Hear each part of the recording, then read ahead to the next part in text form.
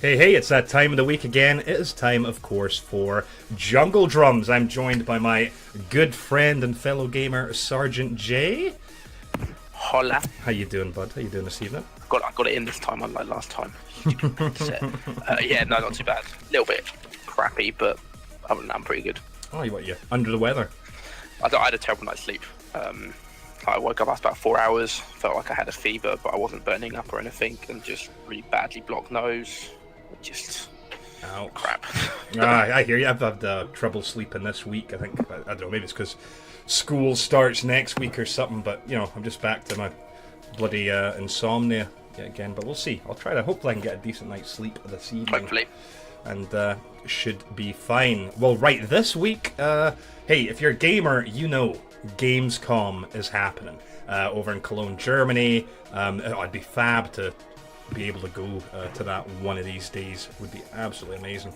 Just a nice cheeky little week in Germany, Jay. We could, and Gim, just go over there, have a few drinks, because I do like German beer. The last time I was in Germany would have been, I think, Frankfurt in 2000?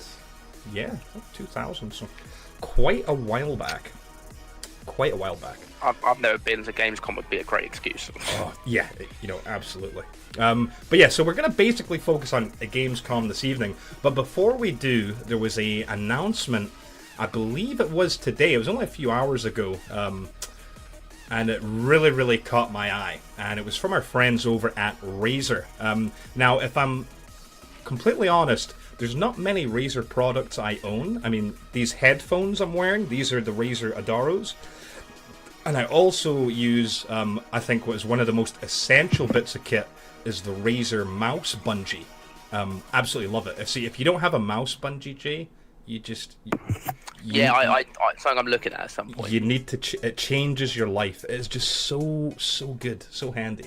But anyway, so that's the only two Razer products I use. I don't use their mice and keyboards. I'd like to, but they've always just been that little bit too pricey for me. But anyway, they've just came out. Well, they've just announced.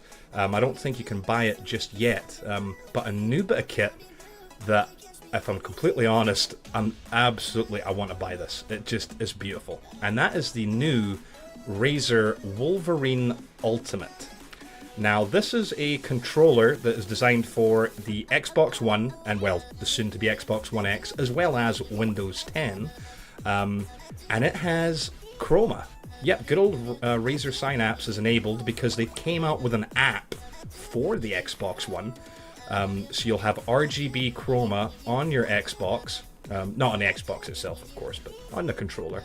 But because it uses Synapse, if you have other Razer products on your PC, it should sync up with all of those. So I'm more interested in it for that aspect. I can see myself absolutely using this for PC. When you look at the build quality, it's clearly aimed at the elite controller. This is the market that we're looking at, the kind of hardcore, the enthusiast who wants a better quality of controller.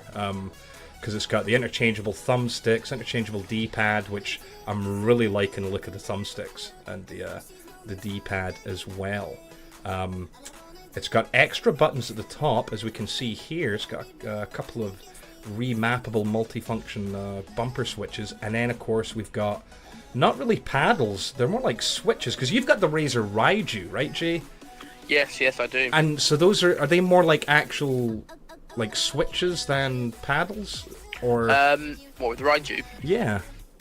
They're still, if you look at the way that the could you grab it? If you look at the way the ones are on the picture there, they're pretty much, they look like that, but it's just one set of buttons. If you almost made that into one, that's how it sort of is. That's so how it's in a okay. Yeah, your sort of triggers are in the same point where what would be your M1 and 2 sort of indents are on the Raiju. But I mean, I'm liking, because even so, these things obviously they're different from the Elite's paddles. They look like that's still basically gonna have my fingers in the same place as what I use anyway.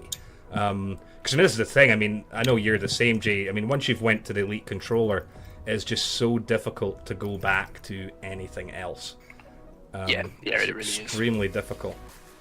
and I'd love to scroll down, but I've got another tab open on Chrome, and that other tab just is not behaving at all. So my Chrome is being really, really unresponsive. But yeah, so this Razer Wolverine Ultimate, it's got all the things like the Elite controller, right? You've got these paddles, well, they're triggers, but we'll call them paddles just for an ease of comparison. On the bottom side, it's got the trigger locks that we've all known to occasionally use. I gotta be honest, I don't use my trigger locks much anymore after the whole... it turns out some games, it doesn't actually register correctly. Prime example, look at the Sparrow in Destiny. Yeah. I knew someone that tried to do Sparrow racing with his trigger locks on. It didn't work out too well. That didn't end well for me at all. And I was like, why is my Sparrow not going anywhere? And I was like, trigger locks. Because obviously for driving games isn't great. No, I don't really use it for that much either. Even things like Siege, I don't tend to use it. Sometimes I'll switch it on for Destiny. But with Siege, I think I still don't remember now. Yeah, see, I was the same. Initially, for the first-person shooters, I had them on, thinking, right, these are going to help. They're going to be a benefit.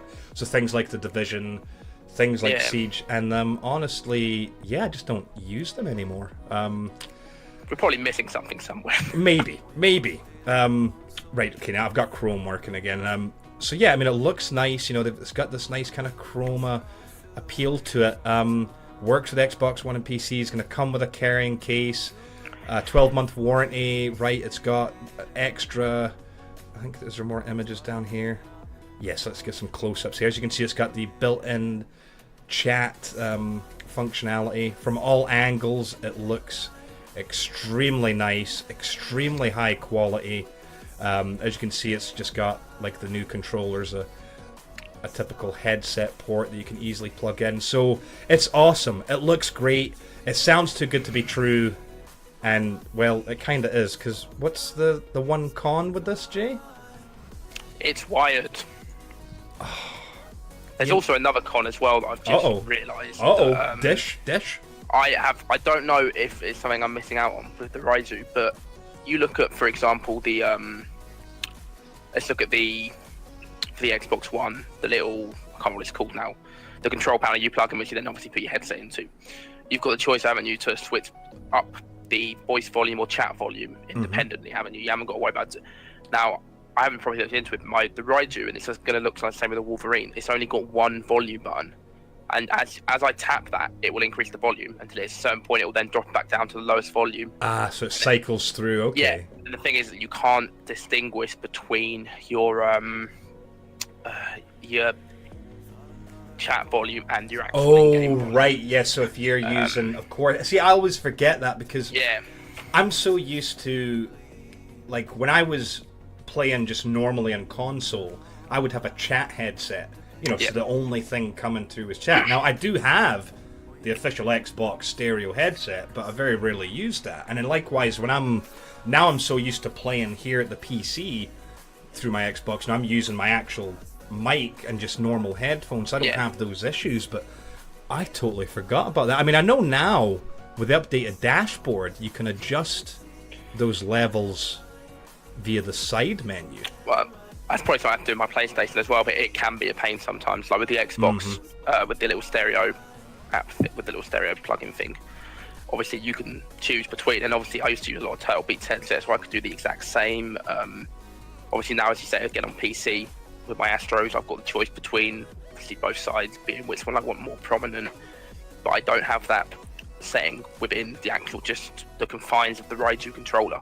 But if I have to do so, I'd have to go into, so I can't just manually, from what I'm aware of, do it on the fly. Unless there's something I'm missing that I might have to look into, I can't manually, say on the fly, just be able to change this. I'd have to go into the settings and do it always. If you're in the middle of a game and you want to do it quickly, it's not easy. Like when we've been playing Siege, sometimes found Siege has been quite quiet, so I've had to change the volume level, but I've been able to do it on my headset easily.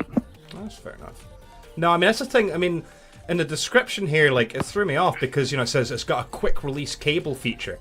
And I was like, oh, well, that's really handy. So that way, when you need to charge it and stuff. But if it's a wired controller, I don't see much of the point aside from safety and ensuring that nothing breaks to have that quick release cable. On the plus side, the cable itself is 10 feet long, which is good enough unless you've got a massive living room. Well, probably like a lot of our American friends, they've got massive living rooms. But over here in the UK, we tend not to have, that big a living room.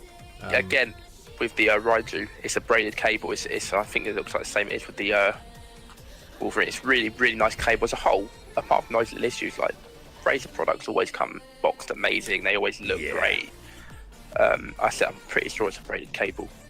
So it's quite sturdy, quite nice, and it's good quality. It's just those two little things that's my big problem with it. Obviously, I still use it. I think it's a great controller, and I expect those to be the exact same sort of downfalls with the Wolverine Ultimate. Mm-hmm. So I could be missing something with the volume, so I'll have to look into it. But no, it looks quite interesting. Pricing is yet to be confirmed. It looks like it is going to be a relatively expensive product. I think the prices I saw were estimating, about 159 US, 180 wouldn't be euro, surprised by that. which, it just comes with the territory for Razer products. I never really thought that much, and I'm not saying I was dismissive of Razer, but just always, they're nice and fancy and look good. And it wasn't actually till Insomnia, when I went to the Razer section, and they had like all their blades and blade stealths and blade pros, and actually had a feel of them, and then I realized, oh, okay, yeah, you are actually paying for quality. It's not just the name. I've always found that, as I said, you just look at their packaging. Like, I use the Black Widow Tournament Edition keyboard. I've never had a problem with it yet. It's fantastic. Obviously, same with the Raiju. The Raiju was 149 on their website, so I expect the Wolverine will be something along those kind of lines, price-wise. Fair enough. Right. Okay, so there you go. Razer Wolverine Ultimate coming out for Xbox One and PC. You can go to their website. If you go to Razer's website, you can sign up for their notification system, where when it does become available, they will let you know. And no doubt will be carried by, I would imagine, most major retailers, Amazon and the likes. But yeah, definitely getting put on the wish list. Looks like a nice bit of kit. So, moving on to Gamescom. Gamescom basically kicked off, for me at least, it kicked off with the Xbox conference for the most part. I say conference, it was really just a stream. It was an Xbox show. That, of course, if you tuned into it on Mixer, you may have noticed, once again, just like E3, chat was just broken. Kept disconnecting and whatnot. The stream itself worked, but chat had some issues. But they also did another mix pot this year, which was a bit lackluster, if I'm honest. I think you got 3 items of DLC. One for World of Tanks, one for Halo Wars 2, and the other one for... what was that? Battle Islands 2 or something?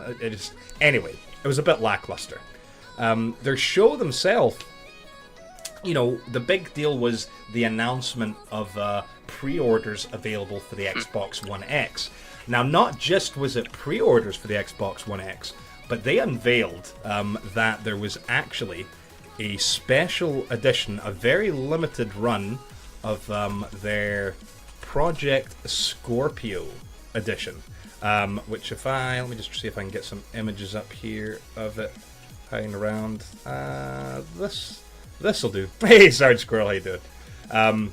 So basically the Project Scorpio edition was going to be a limited run. It came in a special box that looks very much like the original Xbox from years ago. The controller has a green, you can barely see it here, but it's got kind of it says Project Scorpio going down it. Then same with the console, it says Project Scorpio, and it was going to be packaged with a unique vertical stand. So that looked really quite interesting, and I've got to be honest, I wasn't going to buy an Xbox One X immediately. I was going to wait it out. I was going to see how launch went, see if there was any kind of hiccups, see if there was any bugs, and then maybe look into getting one, closer to Christmas, or maybe even after Christmas, because you never know. Sometimes, when these packages come out and you can get a decent deal. That was the plan. But, as soon as I saw that was a limited run of the Project Scorpio edition, I just knew that I had to have it. So, sure enough, went on Amazon, got my pre-order in, And what about yourself, Jay? God, you're such a sucker. I would never do that. Never. Never. Yeah, I also have it pre-ordered. Yes. And the same as you. I saw it and I was like, limited edition. Project Scorpio, what we've known that console to be for God knows how long. And I was like, I need it. Exactly. Okay, need it. I had to. When I saw it, like you say, that's what we've known it as, and it just made sense. The big selling point for me too was, and I know there'll be aftermarket vertical stands later down the line, but I just like that, and I like the box as well, because with all of my equipment, I keep all the boxes. They're all up in the attic. Same most of my stuff as well. It just looked like a really nice package, so went ahead and grabbed that. What's amazing is, have you seen people flipping them on eBay? No. Oh, Jay, you need to, not right now, but later on, do a little search on eBay, and you will be blown away for how much people are selling these, because now they're no longer available. All the pre-orders are sold out. Yeah. I had to look at that. I was like, thank God. So folk are basically asking about triple the price. Are we talking like quad digits here? Yes. Yeah, we're talking like 1,500.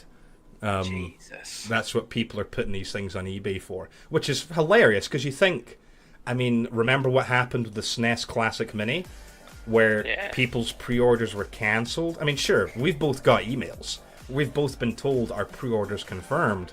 But let's be honest, until it's actually been dispatched and it's sitting in your house, there is no 100% guarantee. Well, exactly. All they'll do is just be like, especially with Amazon, because they don't even charge you right away. So there's no kind of nastiness like, oh no, you have to do this, because they just turn back and go, well, actually, you didn't pay for shit, so no, we don't. Exactly, you haven't paid for anything. Whereas, if you've pre-ordered it from Microsoft directly, yes, if I recall correctly, you have to pay up front, don't you? That was half the reason why I didn't want to get it from Microsoft. I wasn't too sure if it was a pay up front straight away, whereas you say with Amazon, it's a nice little... Yeah. You can don't pay for it till nearer the time. It gives you that little bit of leeway. Because, I was probably in the same boat as you, where I wasn't sure if I'll have the money November 7th, but I was like, hey, you know what? At least if I do it now, and then I can plan in advance and just kind of squirrel away,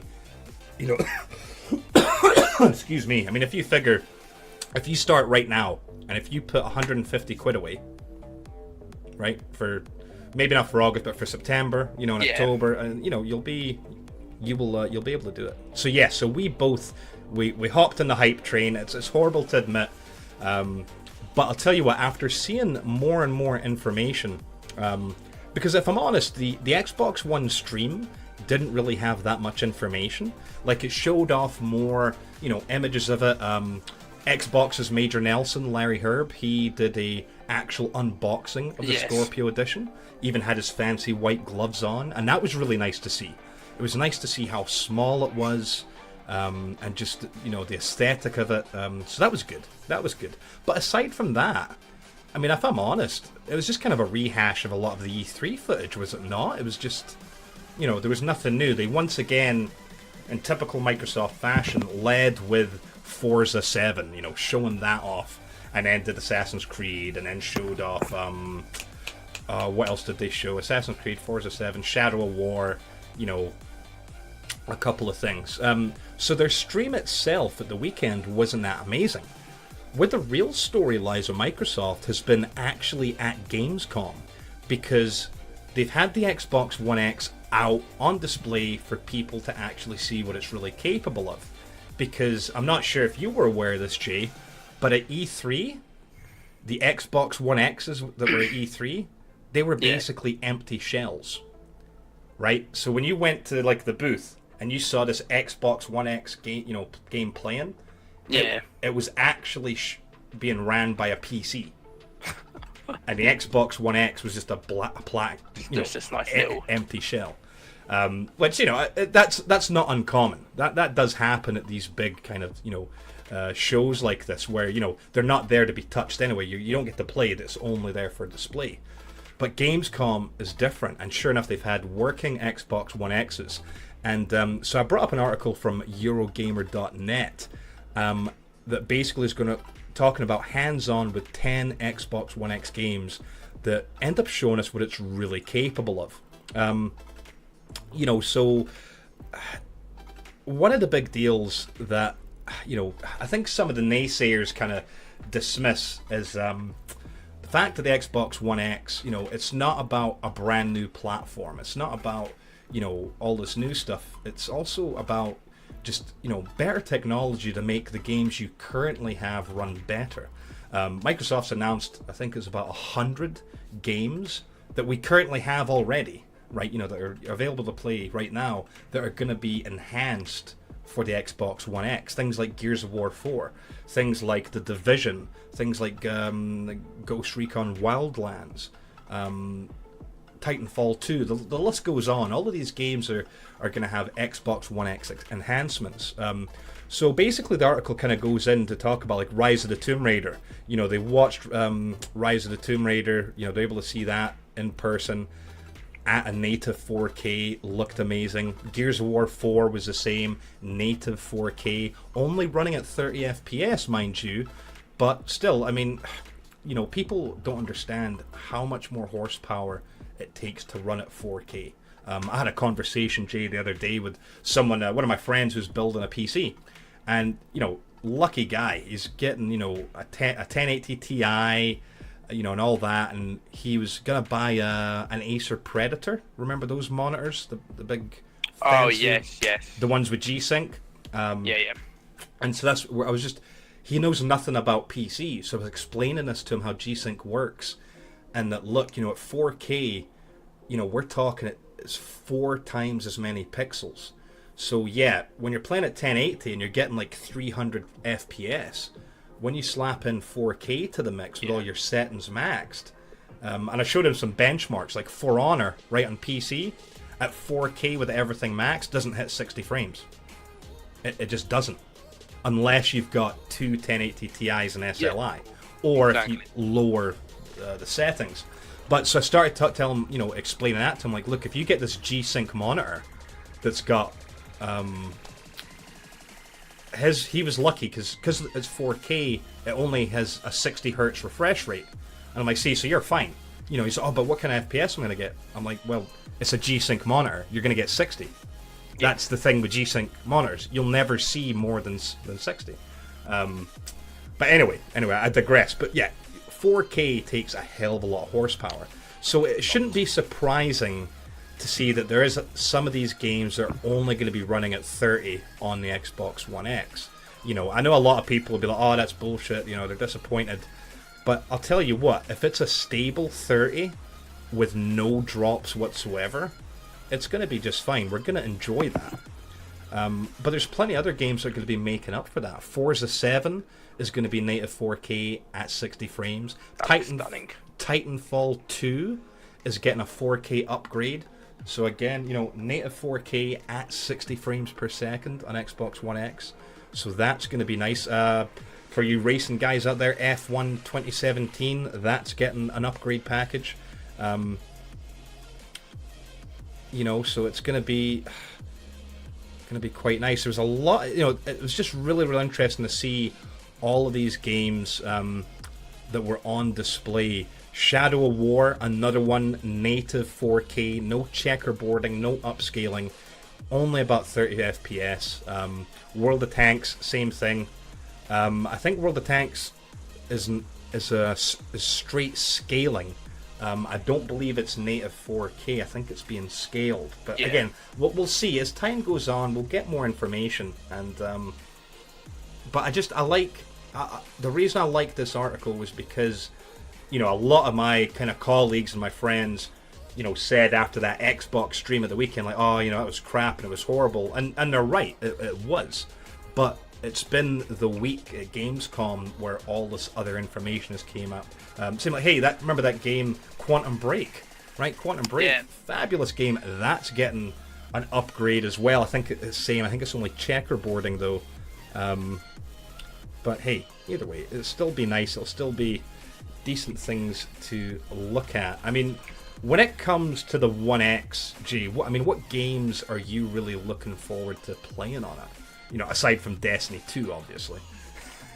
Shadow of War, to be fair, I think that's going to look fantastic on it. It's going to look amazing. Because I remember I had, Shadow of Mordor on my PC, and I couldn't even run that like full textures because my PC just basically went, "You haven't got enough RAM." Yeah. That was a ridiculous amount, but no, that looked good. To be fair, so whether or not I'll get it, I don't know, but I wouldn't mind seeing Forza or potentially playing that because that looks like that would probably be pretty stunning on it. Mm-hmm. Pretty much just anything really. So I'm trying to think what else it would be. Again, Recore, as we spoke about before. I wouldn't mind seeing that was another big one. The definitive edition of Recore. It's getting a re-release because it did do very poorly. They're going to be adding more things into it, allegedly. There's an expansion coming, isn't there, or something There's with an it? expansion coming with it. Current owners of Recore will get upgraded for free to the definitive edition. So hopefully that's going to be a better experience because I know I think both of us were initially impressed with that game. Yes. But then after time, we just kind of went off of it a little bit. So maybe the definitive edition will breathe a bit of fresh life. I hope so, because it had a lot of promise with the way the game looked and what it was all about, and I thought it really did. But same as you, I sort of just fell off of it a little bit. This is something I need to go back and play. And to be fair, I think I'll just wait now until I've got my Project Scorpio and position, and I have that, and I've got the monitor for it as well, and then I'll probably look at it. Yeah, look at it definitely. No, I'm about the same. I mean, I'm interested in how the enhanced titles are going to work. Games I'm looking forward to will be like Wolfenstein 2. That'll be quite, because I do like all the I've played the Wolfenstein games since the original one, way back when on my old 386 PC. It was running at 66 megahertz on turbo mode. So I'm looking forward to Wolfenstein 2. Definitely Middle Earth, Shadow of War. It's just a shame because obviously we're going to be playing Destiny 2, but still want to play that. Assassin's Creed Origins, that looks cool. Sea of Thieves, which I can't talk about because there's an NDA, but I can talk about the news about it. I can talk about the public information. And Sea of Thieves announced that it supports cross-play between PC and Xbox. And that's awesome. That's going to be good. That's a game that really wasn't on my radar, but now that I've been playing it, it is. And that's all I can say. The developers said they were quite excited about that in the Xbox live stream, didn't they? Big time. He said he was quite excited about the fact they could do that, and they, he could play with his PC buddies, whatever it was. So. No, because it's nice, for too long, gamers have had to either belong in this camp or that camp, and this whole concept of crossplay is just better for us as gamers. Hence why I remember a few weeks back when we talked about Sony and just flat out not getting on board with a lot of games. It's good because especially recently it's become something that has been pushed a lot more, especially again with all these games for Windows now that are being done, where you can obviously get your copy on Windows and on your Xbox, and allowing that cross-platform play between them is great because it means if you have got mates that have got a PC and they're like, I can play with you still.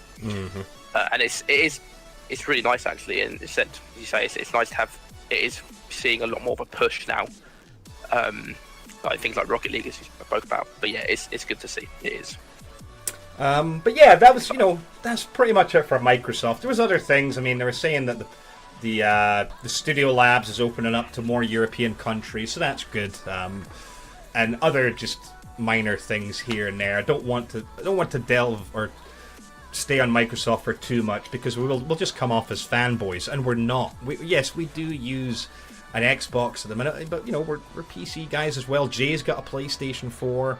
I've owned every generation of PlayStation except for the 3 and 4, but all their older stuff, absolutely loved. So, I'm not biased, honestly. But speaking of other companies, let's talk about Nintendo and what Nintendo had to offer at Gamescom. Of course, the big news was with Super Mario Odyssey, a game that just people of all ages are looking forward to. That should be, just awesome. They're actually got a 3DS XL that's inspired by the SNES. Let me see if I can pull up an image of this. Yes, I sure can. This is over at Tech Radar. So they've got a 3DS XL that looks like the old SNES's. Over here in the UK, they looked like that, right? Because in the States they didn't. The States they were ugly and purple, whereas the Famicom or Super Famicom in Japan looked like that, and I believe in Europe they looked like that as well. I believe, but definitely didn't look like that in the States. But anyway, nice. So they've got one of those coming out. That's going to be. Oh crap! Did I just shut off my? Yeah, I just closed that page that I had open. My bad. Yeah, not very clever at all. That's coming out October 13th. They've got a food-themed Luncheon Kingdom for Super Mario Odyssey is being revealed. The Switch version of Rocket League was again being talked about. And it's going to contain exclusive battle cars based on Mario, Luigi, and Samus from Metroid. What else was there really when it came to Nintendo news? Pokemon Ultra Sun and Ultra Moon pre-orders have opened. Pokemon Gold and Silver packaged editions are also available to be pre-ordered.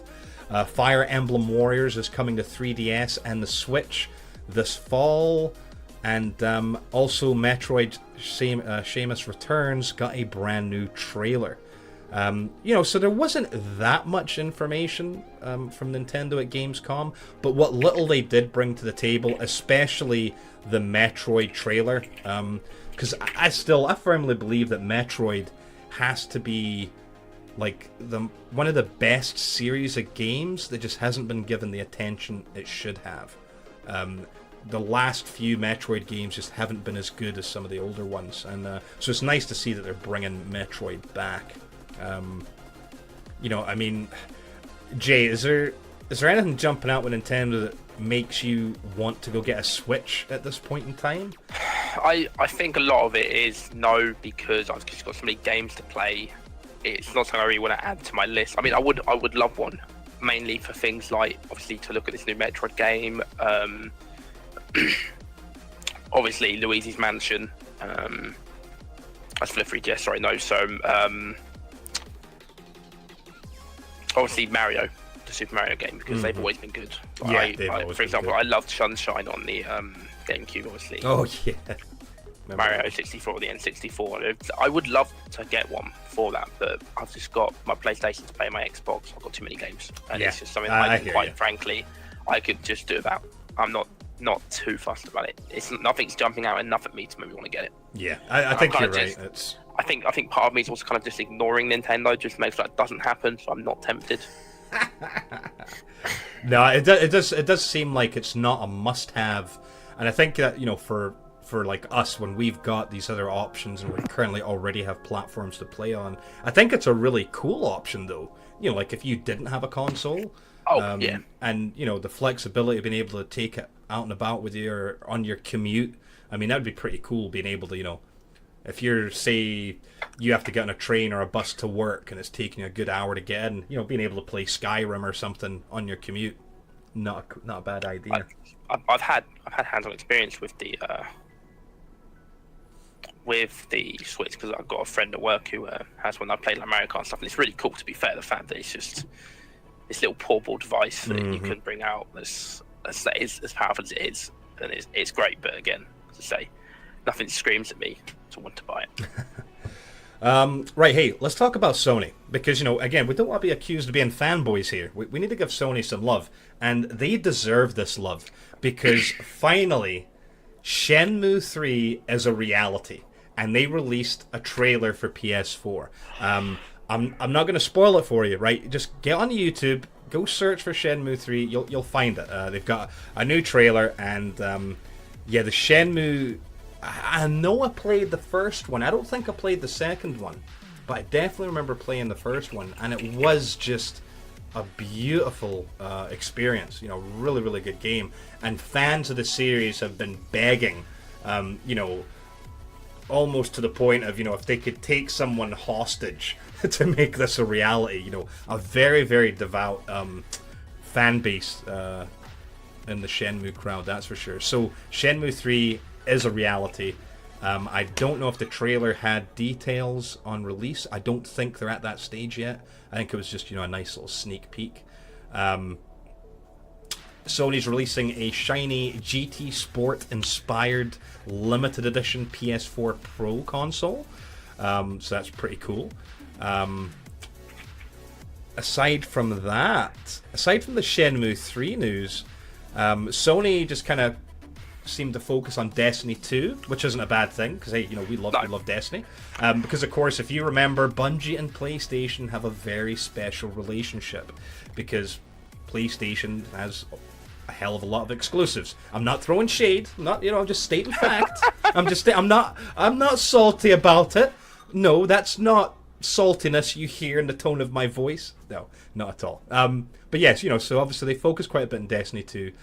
PlayStation players are getting earlier access, to certain things as usual, limited time exclusives, and so hey, that's good. They've also, what else was there aside from Destiny 2? I'll pull up a picture of the console. Actually, this is the GT Sport console. There's a stupid ad there, but it looks nice silver, got the whole the GT, the Gran Turismo logo on it. Looks nice. If you don't have a PS4 Pro, if you were in the market for a PS4 Pro, then hey, definitely not a bad idea, and I'm sure that'll come bundled with the new Gran Turismo game, which is called GT Sport, I do believe. I don't know much about GT Sport. I mean, I used to be really in the Gran Turismo, but unfortunately, late with the last several years, I kind of switched over to Forza, which is, I won't say one's better than the other. They're different. They're different in their own way, but both good. But yeah, as far as on the show floor itself of Gamescom, really only things that Sony showcased were Destiny 2, Uncharted: The Lost Legacy, which looks amazing, and its new multiplayer platform, which is called PlayLink. Now, PlayLink is exclusive to PS4, and it's supposed to bring mobile and console gaming together. So, at the moment, there's 5 games that are coming out for PlayLink, and that's You, Hidden Agenda, Frantics, SingStar Celebration, and Knowledge is Power. So these are these types of, like the Jack in the Box, those party game things, Jay? Yeah. Yeah. I think it's Sony's version of that, where you could be playing it on console and, like say streaming it from console, and then people can play, via mobile and stuff. So there's a lot of stuff out like that already. But so PlayLink, is actually, you can play these games on the PS4 console, but you can control them via either an Apple or an Android smartphone. Use them to control the game instead of your DualShock controller. So it's pretty neat. It's basically Sony's answer, or it's very similar to Jackbox party games. And it looks cool. You can see that Sony's trying to get in on the mobile madness, and so they did have, I think they had 4 of those 5 games on display at Gamescom. So that was kind of cool. That was kind of neat. Hey, let's talk about EA, Jay, because you can give a bit of more insight to this. I haven't played a FIFA game since, it was one of them. I had it for my PSP, and I loved it. I mean, I used to love the FIFA games, but it's been a long time since I've played FIFA. Because you've got 17, right? Or is it 16? Yes, I got 17. Any idea if 18 is that going to be that much different? Any kind of new stuff coming in? I'm had a proper look at it, to be fair. FIFA 17 was actually really good. Obviously, with the FIFA games as a whole, the actual, obviously, it's football, and nothing really changes in football. So it's always going to be the same sort of thing of, you're passing between your players, scoring goals, you're playing with your team, you're making subs, picking what you want in your team, blah, blah, so on and so forth. Obviously, they always update the way the engines work, and they have improved massively over time if you look at the old ones compared to now. FIFA 17 introduced a journey mode, which was a really, really cool single-player mode. Yes, I remember folk talking about that. I didn't get too much playtime with it because it was just something that I didn't play up much, preferred to in my manager career, but what I did play of it was good. I mean, you've got like a Twitter feed that you could see. obviously people commenting on about it. You had your training sessions, you could do it, everything. It was really good. I haven't actually looked much at FIFA 18, but I expect they'll probably have the same sort of thing like that. Well, because basically EA's presence at Gamescom, obviously they're there, they've got things on display, but they only had a very, very short keynote speech. It was short but sweet. There wasn't any huge announcements aside from the Sims 4 Cats and Dogs expansion, which is coming out on November 10th. And to be fair, I did see the trailer of that, and it looked pretty cute. It looked pretty cool. Speaking of trailers, FIFA 18 did get a new trailer. So again, search the internet. You can find that on YouTube quite easily. Star Wars Battlefront 2 had a trailer for Starfighter Assault. I think that's a game mode. Or is that the actual title? Is that the full title of Battlefront 2? Battlefront 2 Starfighter Assault. All I know is that they've got Space Battle coming back, which is just mind-blowing, amazing. I can't actually explain how happy I am about that. So there you go. There's a trailer for your viewing pleasure on the internet. So go to YouTube, and you'll be able to catch that. The only other kind of key things EA did was BMW had unveiled its new M5, which is going to be drivable for the first time in the Need for Speed Payback. What else is happening? Battlefield 1 revealed a new in-development on 5-on-5 incursion mode.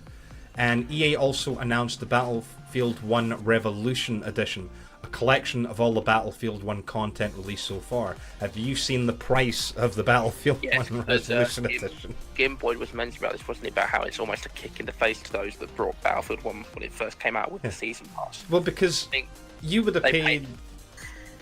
What was that? I think it was like £8 for the Season Pass. That's what most games are nowadays. And obviously, from what I'm aware of, the only expansion that's come out recently has been the French one. I could be wrong, there could be more that comes out. But as Joe obviously said, you're paying for this revolutionary pack for, what is it, £50 or something? Yeah, it's... With all the... You can get it at Argos here in the UK, $44.99. Now, from what I'm aware of, I don't think all the DLC for Battlefield 1's been released yet either. I could be wrong on that. But even so, that's that. If it hasn't been, that's quite a kick in the face for those that. Yeah, because like you say, it first came out. It was definitely 90. I think it might have even been. Oh wait a minute, was it not like 106 through the dashboard? I can't remember. I skipped out. I got Battlefield 1. I skipped out obviously on the DLC. The game itself is fantastic. I've always enjoyed the Battlefield series, but yeah, it was a lot of money. And I said, if I could be wrong, but if all the expansions haven't been released yet, that really is a kick in the face to the people that supported Battlefield from when it first came out. The people that have been there playing it, that have paid for it. It's the early adopters thing, isn't it? I mean, this happens so often. I mean, look. I mean, if we're honest, Wildlands. Yeah. It was cool to play it at launch, but in all honesty, would we have been just better off waiting and getting that when it was on sale? I think we would have done, but it was cool to be able to be one of the first to play it and see how many issues there was, and those damn helicopters that keep killing me when I call for them. But this is just the problem, though, isn't it? Is I understand as an early adopter, you're going to pay more because you're getting it on release, you're getting it when it first comes out. And those sort of people that wait till longer don't really get to see the game, especially if you look at things like Division and Destiny, games that evolve over time. They don't get to experience everything from the get-go, which is fine. But if you're early adopter the game like Battlefield 1, where you're showing your love and support for the company and for the developers and everything by buying it straight away, paying a full amount for it. If somebody else gets it down the line a lot cheaper, that's fine. But if you've got expansions that haven't been released yet, and again put in the cheaper version, that really is a kick in the face. Yeah, that's taking it a bit far. It's taken it a bit far. Said as an early adopter, you're accepting the fact that you are going to be paying a lot more than what it is, and you're accepting the fact that you're going in with that risk. It's such a key thing of social dynamics. It's a bit of a shame. I mean, okay, we're talking about from a gamer's perspective, but I mean, let's be honest. Like with kids at school, right? When I remember when I was it is quite a long time ago, but when I was back in school. And when things like over in the States there was a brand name of jeans, and they were called Jabots, Maurice Francois Jabot jeans, and they had what looked like a knife pocket type thing on the side, and And those were like the thing, like, so you had to have those, or like Air Jordans, same. Like you had to have Air Jordans, like, and it was this horrible kind of case of keeping up with the Benjamins. And if you're a gamer, like at that age, if you're a teenage, or even just before a preteen gamer, there's nothing worse than all your buddies or all your friends are talking about, oh man, or girl, because obviously there's girl gamers, Yeah, exactly. Don't be sexist. Don't be sexist. Hey, oh, how about that new game, blah blah blah blah blah, and and if you're either don't have it or you end up having a lie, be like, oh yeah, no, it's really really cool. Yeah, it's a shame. It can create a bit of awkwardness. But in all reality, very quick comparison for that. Sorry, it's people talk about Game of Thrones to people that don't watch it. It's exactly how it feels. Yeah, exactly how it feels. It's just the thing is though. You're right. I mean, with the game show and stuff, at least with like Game of Thrones, with TV stuff.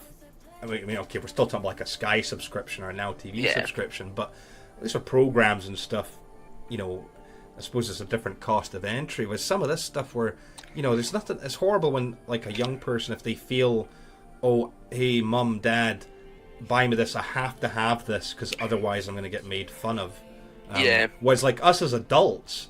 It's different. Yeah, we buy a game early because we do want to experience it, like right away. We don't want it to be spoiled for us, by seeing too much about it on the internet. But like you say, this is a real kick in the teeth if you've basically paid this tax to buy it right away, only to find out later down the line, oh, wait a minute, actually, they're giving me an even better deal for less than half the price. Yeah. Is a bit shit. But SEA is what we really expect. It's just one of these things. It's the same with hardware. Hardware, early there's no doubt the One X will come down in price as time goes on. Yeah, and you'll get the bigger hard drive, internal hard drive versions as well. There'll be different revisions. They'll improve things because nobody will have the Project Scorpio edition. No one will have the Project Scorpio edition. Right, next dev we need to talk about is Bethesda. Bethesda's one of my favorite devs. I know you're quite keen as well, Jay, on some of their products, Skyrim and whatnot. So, basically, Bethesda didn't make any new announcements at Gamescom. What they focused on was showcasing the games they had announced at E3. So, a lot of Wolfenstein 2, which, yes, Wolfenstein 2 will be an Xbox One X enhanced game. They had Evil Within 2, which available for hands-on, which I'm looking forward to that because I do have the Evil Within. I still haven't finished it. I bought it specifically for a Halloween. I was going to do like a Halloween stream. And holy shit, that game, it is quite scary. Like there's some disturbing stuff in it. Like honestly, like me and my partner, we love watching scary movies to try to scare ourselves, but it just doesn't happen very often. Very few films are able to do that. But that game, The Evil Within, it's a good thing that... Is it worth a buy? Because Evil Within, if you like that type of game, kind of... I'll ask for a comparison. What's it like? You said it's quite scary, creepy. It reminds me of like Silent Hill, Resident Evil type of game. So not like the sort of fear games in that they had out, or is it? It's like that? Like a third person rather than first, and it's graphic, so it is scary, but at the same time it's quite gory. If it's like Fear, I quite enjoyed that game. I think I also loved Fear, and Fear also did make me shit my pants. I'll have to have a look at that then. Then I got The Evil Within for quite cheap. It was on a deal. But I still need to finish it, actually, because I never went back. I got to a part, unfortunately, I hit a difficulty wall, and at that point, I just couldn't. I had other things I needed to do, so I never went back to it. But Evil Within 2 was there at Gamescom, and according to the folks over at Tech Radar, it was quite scary. Fallout VR has an official release date of December 12th, and then Doom VR has a confirmed release date of December 1st.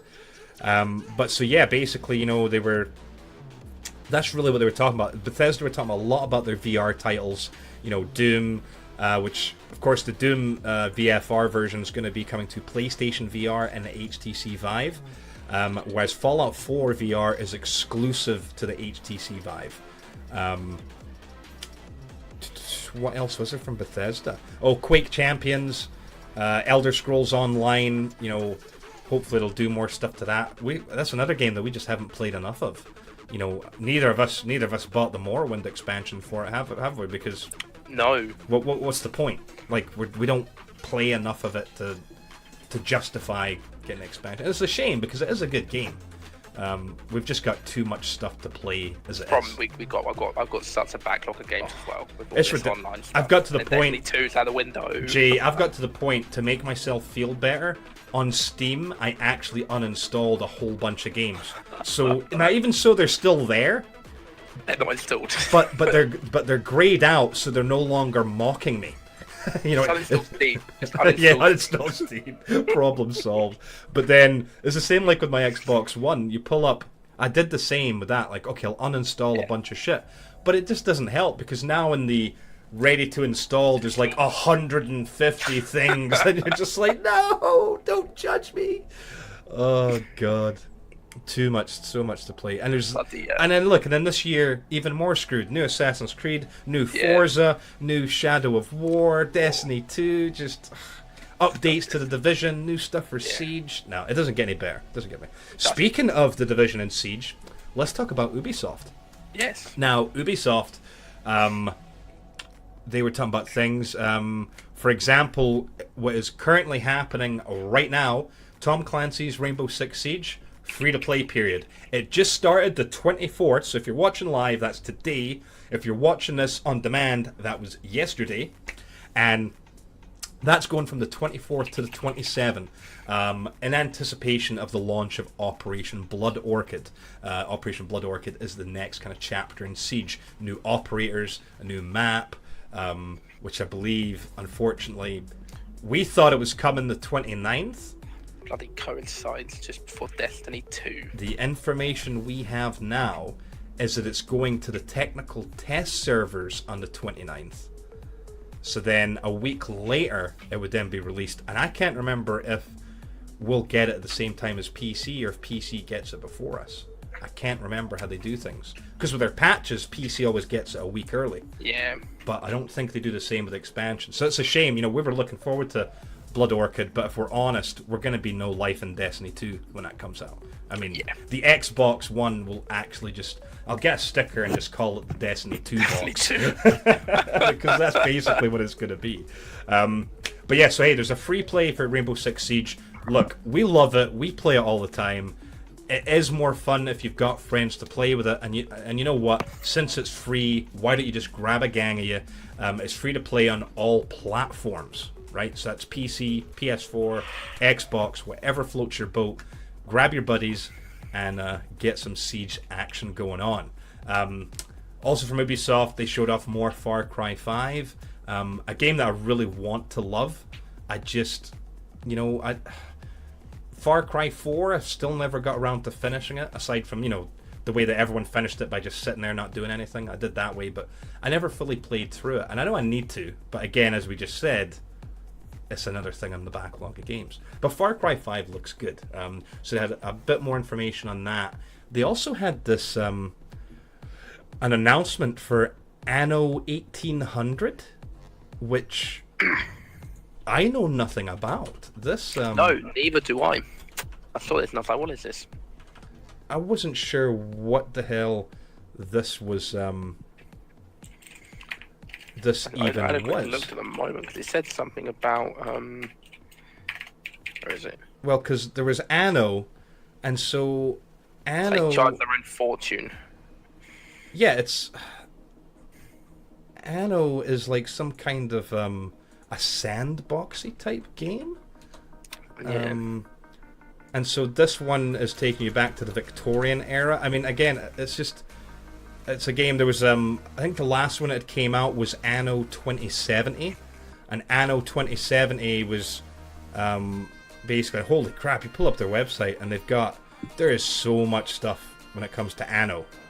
There was Anno 1602, Anno 1503, Anno 17... Look, I'll just switch over here real quick. Look, Anno 1602, 1503, 1701, 1404, Anno the Harbour, Anno 1404, Venice, Anno 2070. It's an award-winning real-time strategy and simulation franchise. And if I'm completely honest, I have never heard of it. No, I haven't either. To be fair, the last real-time strategy I gave a shit about was Dawn of War. And yes, I was slightly interested in the new Warhammer Total War, but never got around to getting it. So when it comes to real-time strategies, I'm out the loop, I'm afraid. But so they've announced Anno 1800. That's going to take the series back to the past. That's due out in winter of 2018. There is an announcement trailer available on the YouTubes. So there was that. Aside from that, I think that was pretty much it.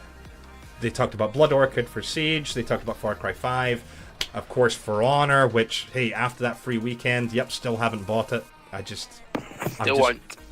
just not convinced. I want to love that game, especially since they're introducing the Highlander. Who, you know, what Scot wouldn't want to just go in there with a huge claymore and their face painted and, you know, kick a Viking's ass, right? But no, I just couldn't get into it. Speaking of Rainbow Six Siege, the Pro League for Season 2 finals will be... When the hell are they? Oh yeah, the semi-finals are on Friday, the 25th, and the finals are on Saturday, the 26th. So you can watch those live. I believe they only do them live on Twitch. I don't think they multicast anywhere. Twitch. I haven't seen it anywhere else. I'm pretty sure it's exclusive. I think there's a Pro League deal with Twitch. Yeah. But hey, you know, should be quite good. So check that out at the weekend if you can. What's good is it'll be probably time zone friendly for us, Jay.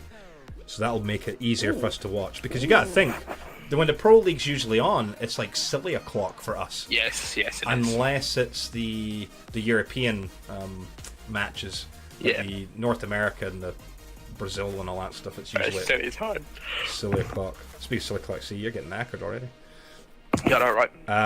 Well, very, very briefly, we'll finish up with just kind of a little kind of rundown of all the other ones. Square Enix, Nvidia, and other folk. Final Fantasy 15, a game that is loved by, I think it's fair to say, probably millions.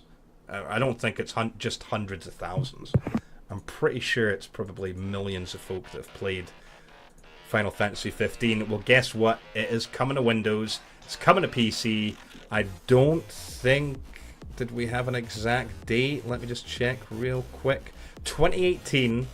No exact date, but from what... You know, if you have a look for some of this footage, it looks stunning. Because, of course, we're talking about Final Fantasy 15, which is already a beautiful game. But can you imagine it running on a high-end PC at 4K at however... It will look. Final Fantasy games recently have always looked quite good, and I expect them 4K, they'll just look silly. Even at 1080, they look fantastic. So that was a big one. That was a big announcement. Final Fantasy 15 is coming to PC next year. PlayerUnknown's Battlegrounds is getting NVIDIA Shadowplay highlight support. So that's handy, you know. Basically, NVIDIA Shadowplay allows you, obviously, to record. One of the benefits of NVIDIA Shadowplay is it doesn't use up any, you know, like, real system resources. Your video cards are usually powerful enough where it can record things without really affecting performance. I don't tend to use Shadowplay because I'm pretty sure you have to have the GeForce Experience installed for Shadowplay, and I'm not a big fan of that. I like to try to run my PC with as little extra bloatware as I can. Sorry, NVIDIA. I love you guys. I'm using an NVIDIA card right now, but anyway, it's great because at the moment the only way to really capture highlights is to use Boom, which we use when we play Siege. Good old Boom. But Boom only works if you're streaming.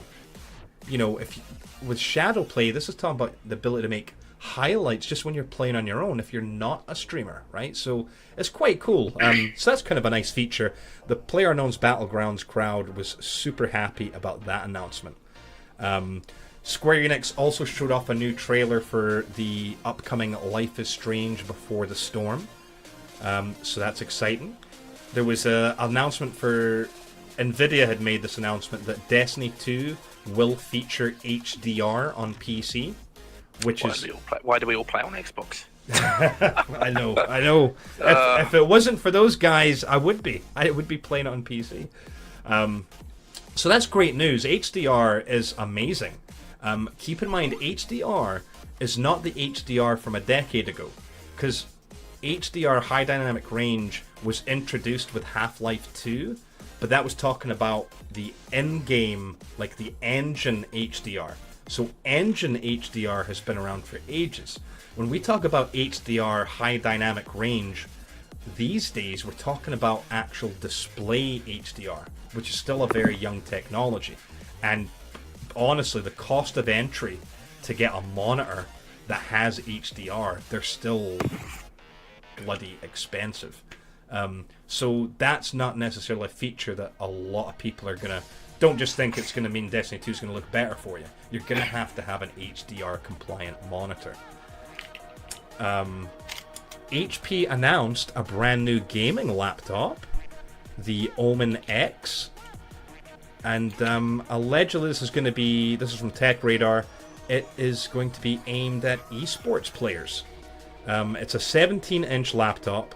It is HP's most powerful gaming laptop to date. In our money, it's about 1,800 quid, Jay, so about $2,300. It's going to go sale in November.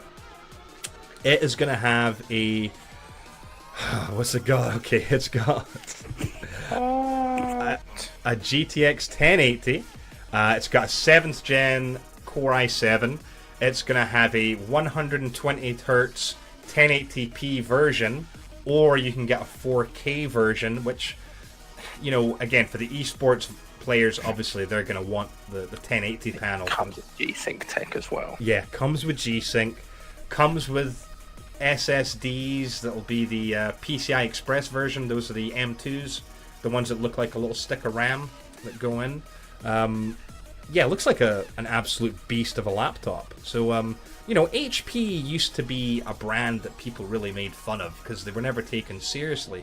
But with their Omen series of PCs, their Omen lineup, they really do actually deliver good performance. They're, you know, yes, I would never buy one, but that's because I'd rather build my own. Jay's the same. You know, Jay, yeah, he's not going to walk into Curry's or PC World or Best Buy if you're in the States and buy a computer. You know, we know that there's more value for our money if we build our own. But for folk that are nervous or don't have, you know, the ability, or even another thing that we don't necessarily take into consideration, Jay, is the ability to have a warranty. You know, for a lot of people, that's a big deal.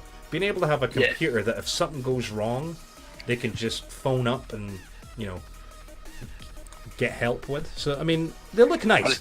I just go cry in a corner instead. Go cry in a corner. So, yeah, the Omen X looks pretty nice. If I was in the market for a gaming laptop, you know, I'd probably be looking at Origin, but I'm biased. Those guys are just amazing. OriginPC.com. Check them out sometime. But yeah, what else did they have? That was really about it for right now when it comes to Gamescom. Yeah, I mean, there's still obviously, I think, you know, there's more stuff to come, but obviously we're filming right now, so that's all we've got at the moment for Gamescom. If I'm honest, I wasn't too fussed about tuning in live this week to see much of the Gamescom stuff. Don't know why. I think it's mainly because E3 kind of did most of the big announcements this year. You know, because a lot of times they'll wait. I mean, didn't Destiny do that last year, where their big announcements came at Gamescom rather than E3? Or was that... I'm trying to think. I'm sure it was in the run-up to the Taken King, where they were almost silent at E3, and at Gamescom they came out in full force. I think it was for the Taken King. I honestly can't remember. But historically, that's the way it used to be. E3 was more about tech, and Gamescom was about games. But over the last few years, E3 has become much more kind of games centric as well. So Gamescom kind of suffers for that as well. And the fact that it's over here in Europe, I mean, let's be honest, we don't have that many amazing, huge conventions. I've definitely found out about more. I was pleasantly surprised to see, even just here in the UK, Jay, we've got a lot of gaming events. Not just the Insomnia stuff, but there's a lot of other ones that I hadn't heard of that seem to happen quite often. So I'll have to do a bit more research and try to line up some more trips here and there. But I think for Gamescom, that pretty much does it, Jay, unless you've got anything specific to add. So basically in closing, a lot of the same stuff we heard at E3, quite a few new trailers, a few little kind of announcements about exclusive things, and then of course the thing that wasn't really Gamescom related but was pretty badass was the new product from Razer. Oh, how could I forget? Hold the phone. There is something I do need to talk about, actually, and that is Elgato. Elgato had something hiding that they've kept. There's been a lot of speculation about this, where people were saying, when are we getting one? When's it going to happen? And finally at Gamescom, they premiered, let's see if I can pull up this on a large page. Here we go. And that was their 4K 60 Pro capture card. You think about, we're getting the Xbox One X is going to be able to do 4K. We already know that Mixer is capable of streaming at 4K. They've been testing 4K for over a year now. We know that Scorpio is going to be able to stream at 4K to Mixer. That's going to be amazing, because keep in mind, with the new codec, the new H.265, it's basically twice as efficient. So you can use up the same bitrate or the same amount of bandwidth streaming at 4K as what you could currently use for 1080, right? So it's still going to be a high bitrate, but not super out of this world. So they announced that the 4K 60 Pro is going to be available to purchase sometime in the future. Capture 4K at 60 frames per second. Obviously, it's an internal card. I saw a lot of people asking, is there going to be an external option? And I hate to sound like an asshole, but I think some of these people just don't understand the way technology works. To get 4K 60 frames per second from an external device, it has to be fairly powerful. You'd have to be using Type-C USB. USB 3.0 wouldn't do it. Yeah, you can have a thumb drive with 4K stuff on it, and you can plug it in and you can play it. But when we're talking about capturing 4K footage, to have an external device, you'd have to have at least Type-C USB, which, okay, a lot of newer tech, a lot of newer people do have, but I know for sure, like me and you, we've only got USB, maybe 3.1, with the blue connectors, Jay? The Type-C is a completely different form factor, which only the newest stuff tends to have. So I think a lot of these people asking, is there going to be an external version? They probably wouldn't even have the actual hardware to support an external version. And the thing is, too, the size. Okay, the current, I've got an Elgato HD 60 Pro in here right now, and it's probably about that long. Yeah, about that long. And the 4K 60 Pro is about the same size as a 1080. It's huge. I would imagine it's going to also generate quite a bit of heat. It looks amazing, though. It looks really, really cool, and it'll be interesting to see how this changes the streaming scene in 2018, because the YouTube scene's already changed. Most of the big channels, your big folk, they're all, all their videos are available in 4K. Streaming is the only thing, and we've seen Microsoft stream at 4K for E3 and for Gamescom. We know that Mixer's doing all their testing of 4K. If you search on Mixer, you can usually find a Mixer test stream, and we'll be testing out 4K. So it makes sense. Elgato, I understand they want to get on the scene because, let's be honest, if streaming at 4K ended up becoming an Xbox One X exclusive thing with Mixer, you know, people would be up in arms. Whereas if Elgato does this, then, you know, they come out with a product so everyone can stream at 4K, and then we'll just see how the other platforms, you know, Twitch and Shoutcast, keep up if they're going to have the infrastructure. As well as software, because that's another big deal. Things like OBS and XSplit, I don't think they currently support the ability to stream at 4K, so they'll need updates as well. But yes, I almost forgot about that one bit. I had to add that in there. Sorry, Jay, I had to slip that in. That's fine. You know, the 4K 60 Pro, and dude, you should have seen the amount of salt on the internet with people who had just bought an HD 60 Pro, and they're like, "What the fuck?"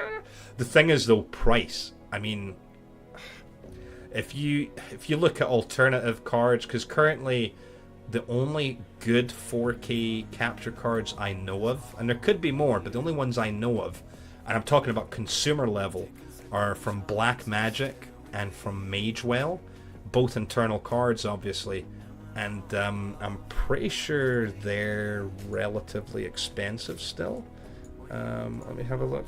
Magewell 4K capture card. Let's have a look.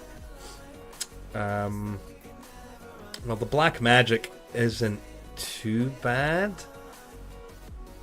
I mean, I don't think the Blackmagic does 60 frames though. I don't think. What about the Magewell? Come on, let me try to.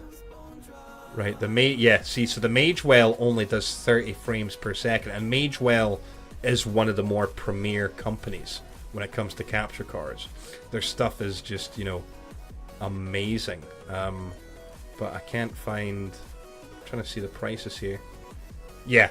Okay, so in our money, Jay, that's £400. Oh, nice. For the Magewell.